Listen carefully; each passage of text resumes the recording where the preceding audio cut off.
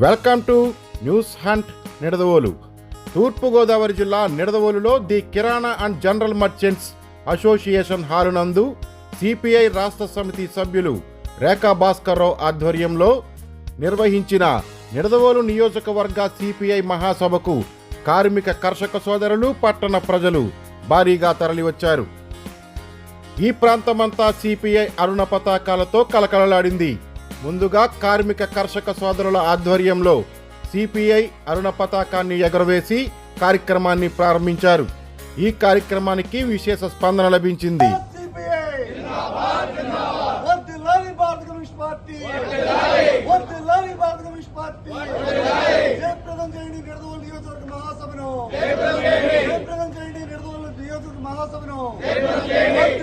భారత communist party భారత communist party జయప్రదం చేయండి. సిపిఐ 100 వసంతాల విజయోత్సవాన్ని జయప్రదం చేయండి. సిపిఐ 100 వసంతాల విజయోత్సవాన్ని జిందాబాద్ సిపిఐ, జిందాబాద్ సిపిఐ. ఈ మహాసభలో తూర్పుగోదావరి జిల్లా సిపిఐ కార్యదర్శి తాటిపాక మధు, సిపిఐ జిల్లా సహాయ కార్యదర్శి, రాష్ట్ర సమితి సభ్యులు రేఖా భాస్కర్రావులు మాట్లాడుతూ అనునిత్యం కార్మికుల కోసం, కర్షకుల కోసం, ఉద్యోగుల కోసం, విద్యార్థుల కోసం, యువజనుల కోసం, పీడిత తాడిత ప్రజల కోసం, వారి సమస్యల పరిష్కారం కోసం అలుపెరగని పోరాటం చేసిన ఏకైక కమ్యూనిస్ట్ పార్టీ సిపిఐ పార్టీ అని, భారత స్వతంత్ర పోరాటంలో తనదైన పాత్ర పోషించిన పార్టీ సిపిఐ పార్టీ అని, తెలంగాణ సాయుధ రైతాంగ పోరాటంలో 4500 మంది బలిదానంతో లక్షలాది ఎకరాలు పంచిన చరిత్ర సిపిఐ పార్టీకి దక్కుతుందని, కేంద్రంలో నరేంద్ర మోడీ సర్కార్ అప్రజాస్వామిక పాలన సాగిస్తుందని, కార్మికులు తమ హక్కుల కోసం ఎన్నో ఏళ్లుగా ఉద్యమించి సాధించుకున్న చట్టాలను రద్దు చేస్తుందని మండిపడ్డారు.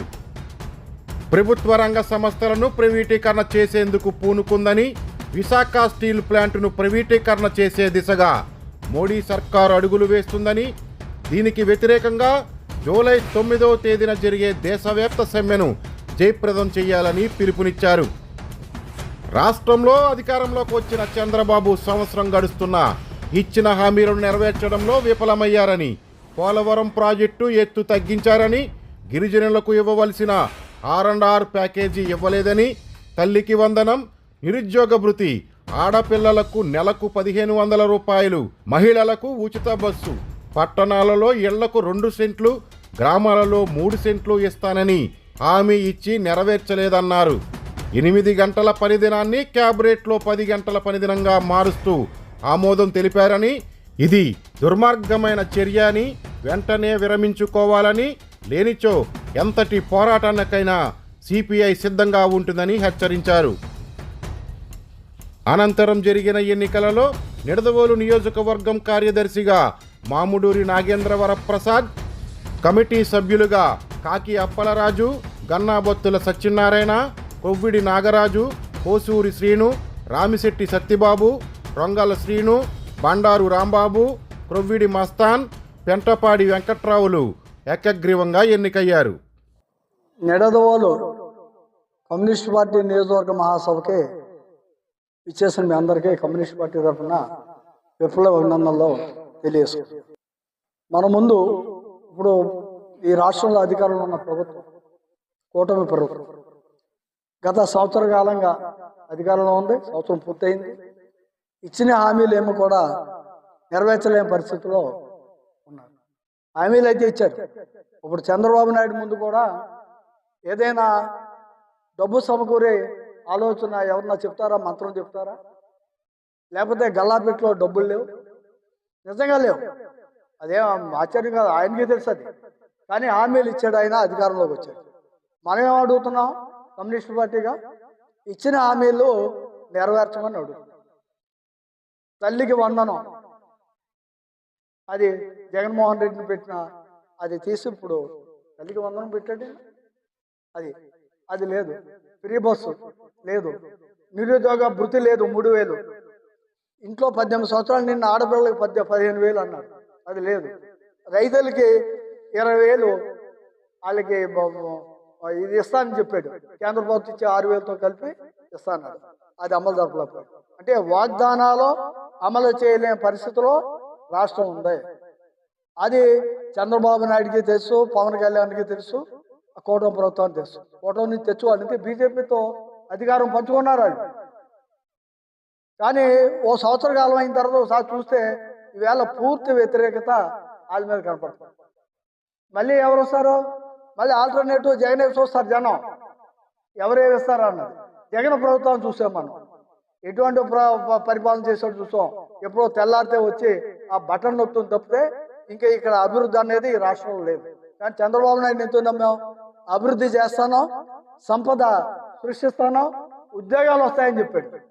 సంవత్సరం అయిపోయింది, ఇంకా 4 సంవత్సరాల టైం. ఇంకా 3 సంవత్సరాలు గడిచాక ఎలక్షన్ ఇయర్ వచ్చేస్తుంది. ఇక చేతిలో ఏమీ లేదు. కానీ అతను ఏమీ అమలు జరపలేకపోయాడు, ఏమీ అమలు జరగవు. ఇదంతా మనకు వచ్చి రాష్ట్రానికి వచ్చే బడ్జెట్ అంతా, ట్యాక్స్ అంతా, మన కట్టే ట్యాక్స్ ఆ బడ్జెట్ని బట్టే మనం అమలు జరపగలరు. కానీ వేరేగా అప్పులు చేయాలి. మరి జగన్మోహన్ రెడ్డి ఉండగా అప్పులు చేస్తారని 10 లక్షల కోట్లు అన్నారు. కేంద్ర ప్రభుత్వం 6 లక్షల కోట్లు అని చెప్పి. సరే, ఎంత అవుతాయి? మరి ఇప్పుడు వీళ్ళు అప్పు చేయకుండా ఈ పథకాలు అన్నీ ఇంప్లిమెంట్ చేయగలుగుతారా? అమలు జరపగలుగుతారా?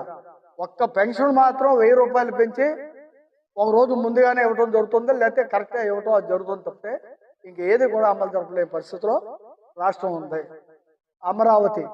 అమరావతికి మరి అన్ని వేల ఎకరాలు ఎందుకో అర్థం కాదు. దేశంలో ఏ రాజధానికి లేదు, చేయొచ్చు. కానీ అంతకంటే ముందుగా 32 మంది బలిదానంతో ఈ రాష్ట్రంలో ఇందిరాగాంధీ మహంకాళి లాంటిది, ఇందిరాగాంధీ మెడలు వంచి 32 మంది బలిదానంతో సాధించుకున్న ఉక్కు పరిశ్రమ.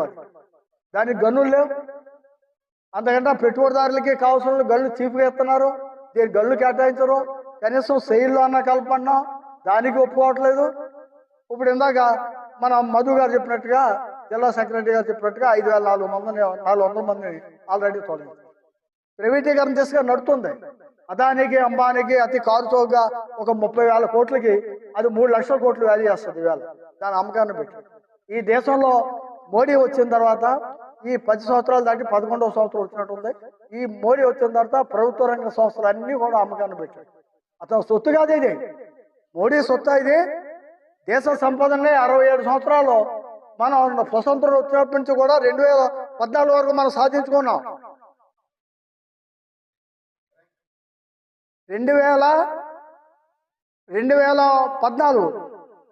47 స్వతంత్రం వచ్చిన నుంచి అప్పటి వరకు మనం ఈ సాధించుకున్న సంపద సృష్టించుకున్న కార్మికులు, ఉద్యోగులు, రైతులు అందరూ సంపాదించిన సంపదనే అతి కారు చౌకగా ఈ 10 ఏళ్ళలో కూడా అమ్మకాన్ని పెట్టాడు. కొన్ని అమ్మేశాడు కూడా.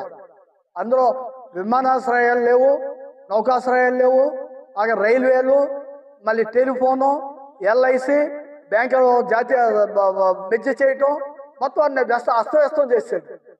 పైగా ఇప్పుడు పేలగాన్లో దాడి జరిగింది. ఈ మోడీ యుద్ధం చేస్తున్నట్టుగా ఉంది.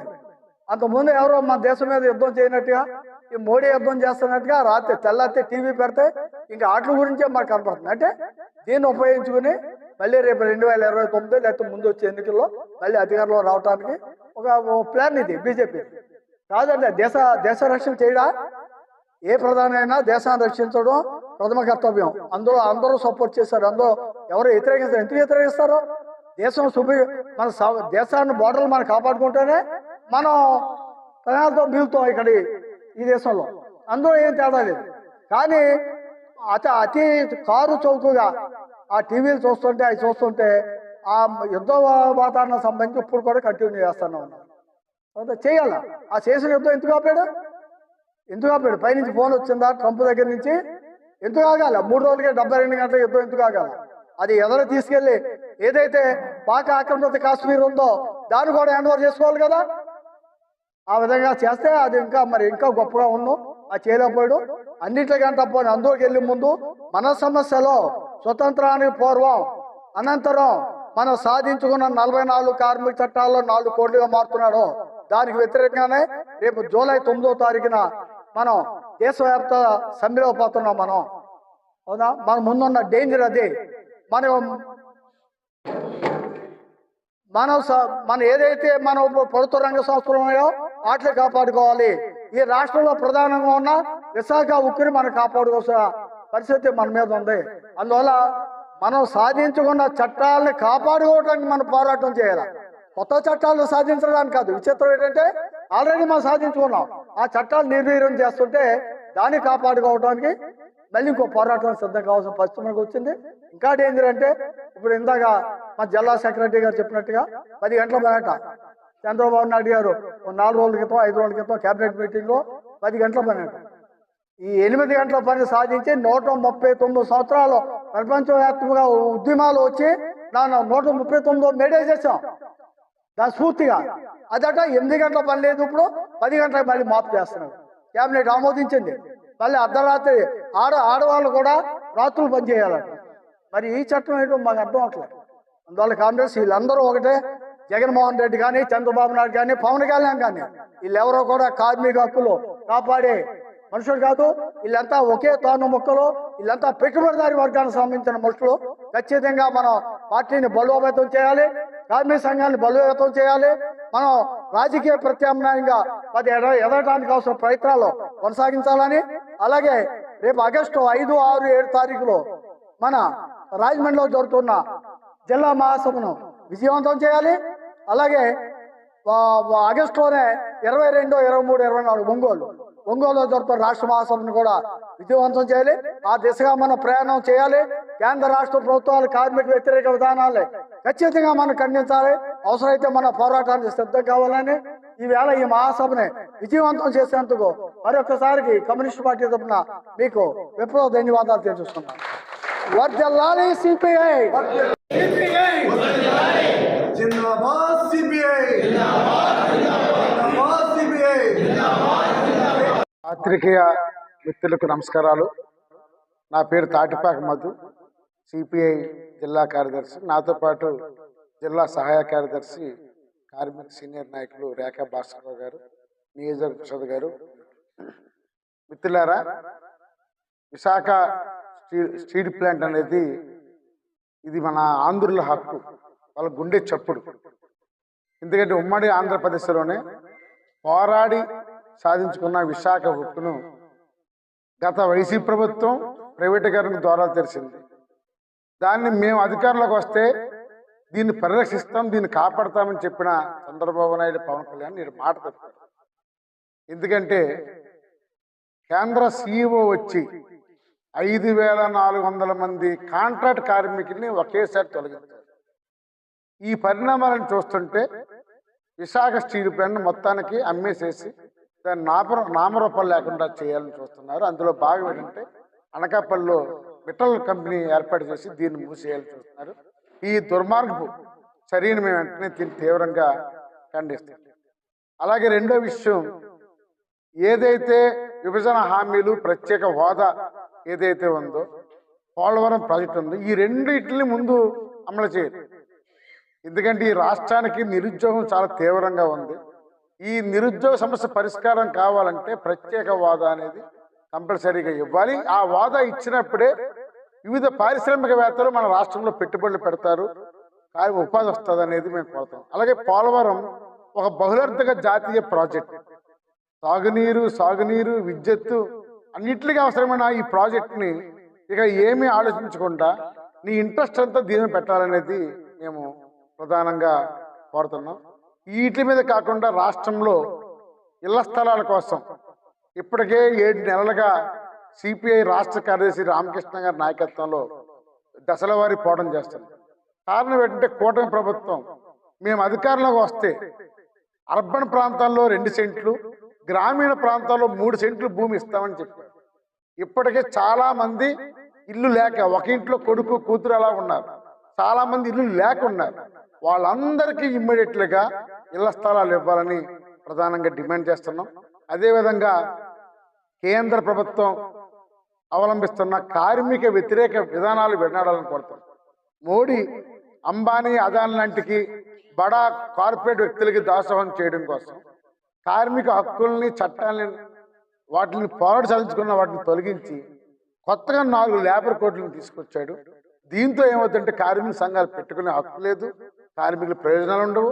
అందుకని దీనికి నిరసనగా కాంట్రాక్ట్ అవుట్సోర్సింగ్ విధానాన్ని రద్దు చేసి పర్మనెంట్ చేయాలని సమాన పనికి సమాన వేతనం ఇవ్వాలని రెగ్యులర్ చేయాలని కోరుతూ జూలై 9ని సార్వత్రిక సమ్మె నిర్వహిస్తున్నాం. ఎందుకంటే ఇప్పటికే బ్యాంకుల్ని ప్రైవేటీకరణ మెర్జ్ చేశారు, ఎల్ఐసిని అమ్మేస్తున్నారు, మొత్తం ఈ దేశంలో ఉన్న ప్రభుత్వ సంస్థలను నిర్వీర్యం చేస్తున్నారు. ఎన్నిటిని కాపాడి పరిరక్షించాలని కోరుతూ జూలై 9న చేపట్టబోయే కేంద్ర కార్మిక సంఘాల సమ్మెను జయప్రదం చేయాలి.